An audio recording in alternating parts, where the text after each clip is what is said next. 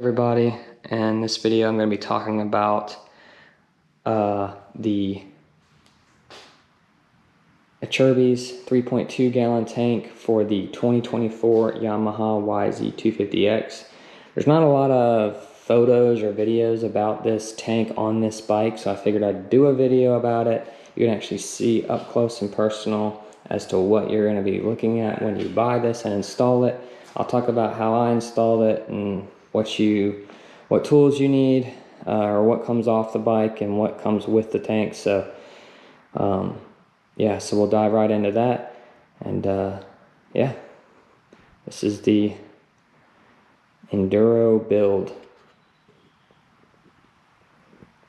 Alright, so here's the tank as it kind of pre-built already. So here's the tank pre-assembled. Obviously it doesn't come assembled, but you do take this off the old tank, and your tank mounts, these, off the old tank. That's the only thing that you take off the old tank. Everything else, and you can use your vent hose. I'm going to use a different one, but you do take those things off and mount them onto the Acerbis tank. And then it comes with two screw style pedcocks. Obviously there's fuel in this, so I'm not going to open them, but two turnstile pedcocks, and they work really well. As you can see, it's not leaking at all. A lot of people don't like the thread inserts. They don't like the self-tapping screws.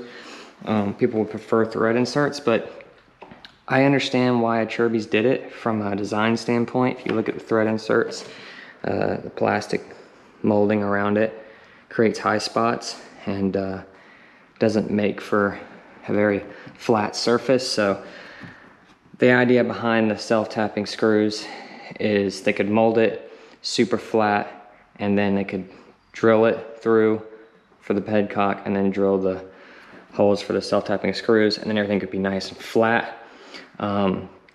When you put these in the in the kit, there's O-rings that go down into a counterbore. Make sure you have your O-rings on, and then with your headcocks turned in, and then when you put these on, start your screws, make sure your O-ring's on, down in its counterbore, and then start tightening these up. And basically, you're gonna tighten it up all the way until you crush the O-ring. You can't see the O-ring anymore. And you can look up too. If you don't see any visible light through it, and you don't see your O-ring, then you know it's tight enough. And you can do like a little quarter turn past that. Some people complain that they strip these out, or they wish they were thread inserts. I think that was the reasoning behind it, is to keep everything flat, keep it from leaking. So, and these are not meant to be taken on and off. You know, you put your pedcock on, and unless it's damaged, there's no real reason to take this off. So I quite like them. I just used the 8mm socket and a hand tool. This right here in specific, just put my 8mm on there. This is all you need. That's all you need right there. Or a T-handle. Don't use this. Way too much leverage in the plastic. You're just tightening it down until you crush the O-ring, and it's all nice and flat. You just literally tighten each side until you've crushed that O-ring down. You can't see it anymore. And then maybe a quarter turn or just a partial turn on each one, just for an extra security, and that's it. That's all you gotta do. You don't have to crank those down. There's no need for thread inserts. The reason they do thread inserts in plastic is because these are your radiator shrouds, bolts, and you're taking these in and out all the time. So this is not designed, the pedcock's not designed to be taken in and out all the time. Now this does have a thread insert, but you don't need this to be super flat. And these also do have thread inserts right here. your tank mounts. Now on the tank mounts, I put blue Loctite on these bolts here and here, here and here, and blue Loctite on this bolt, because that's something you're just not going to be taking on and off all the time. And blue Loctite is removable Loctite. It also helps with vibration, so it'll keep things like this from vibrating loose. Whether or not that's an issue long term, you know, you don't really need it, but I do it for extra security. Also, I do it so I don't have to tighten it down super tight. I mean, I do tighten it down. I used hand tools to tighten it down like this, and a regular Phillips, but I tighten it down using hand tools and blue Loctite, and sufficient. You don't want to be plugging a whole lot of torque on these thread inserts. So then it comes with a hose. Here's the hose. So it comes with a Y. This hose is one piece, and your hose clamps. We are back. Tank is on, seat is on, shrouds are on. There she is. So this is what this looks like. Yes, there is, it's wider through here. There's a bit of a gap, as you can see. Does it bother me a little bit? Slightly. Just because, you know, it doesn't look as uniform as it did. Do I care enough? No. I think this still looks really good. I probably wouldn't buy any other tank. The Acerbis tank right on the market right now is probably the best looking YZ tank. So I think the only other one is Trail Tank and IMS. And I think this Acerbis one, especially this newer one, the way they did this, it just looks so good. Looks very enduro-like. So this will grow on me. You can also buy a wider seat to cover that up, but it doesn't really bother me. And obviously I get it. They had to widen this up. I mean, getting 3.2 gallons on a bike is a little bit of a challenge. So, but overall, it looks really good. So that's what it looks like.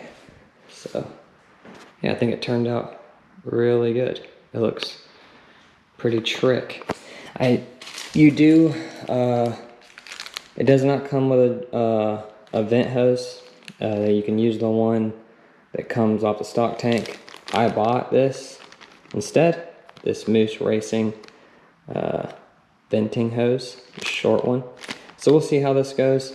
One thing I don't like about the traditional vent hoses is that as the tank expands and contracts, it vents out. And sometimes on a really hot day, especially where I'm at in North Carolina, it just gets really hot here in the summer, and you'll be venting a lot of fuel, and this will be sometimes caked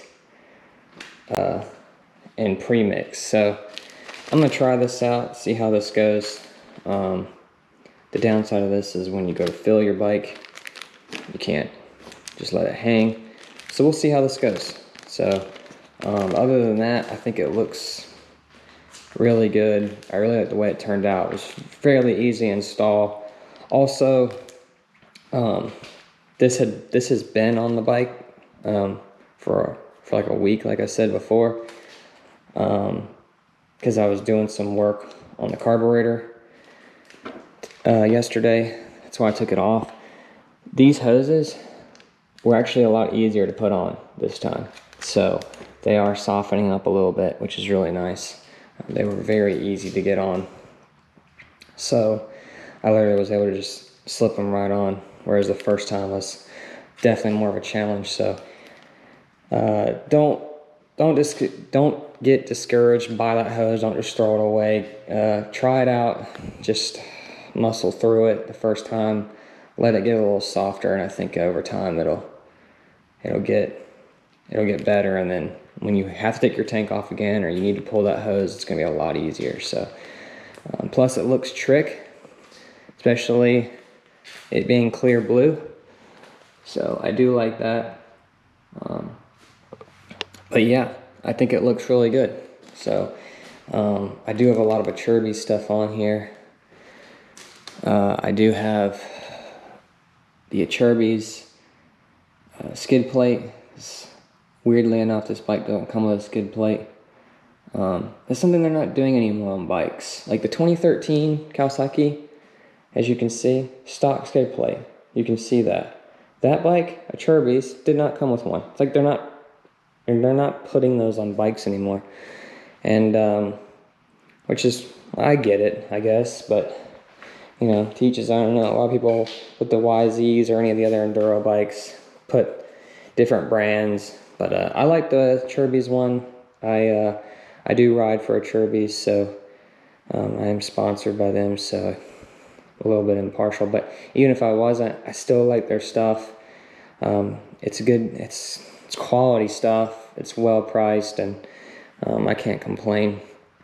But that is why, though, there's so much Acerbis stuff on this bike. So, but yeah, I do have the Acerbis handguards. I have the same handguards, though, on all of these bikes. I just like the way these look, and I've raced every single one of these bikes now in the woods, except for that one, but this and those two, and I've hit a lot of trees, and I like the compactness of these, the way they look, and they just seem to work really well. I mean, you can see I've hit some trees pretty hard, so. But yeah, and then the X grip. I have them on the new bike, which I'll be racing that in a few weeks, or actually in a week. But I do have it on that one as well. And I do like it. It really does add a lot of extra grip. So, yeah. Let's see, what else do I have that's on here? Now I have this, the X grip, my front disc protector. I really do like that. I actually run it, as you can see, on the other two bikes. I really like it. I think it's really important, especially if you're riding in the woods over rocks, and if you're racing in the woods, it's important to protect that front disc. So it's worth the cost, and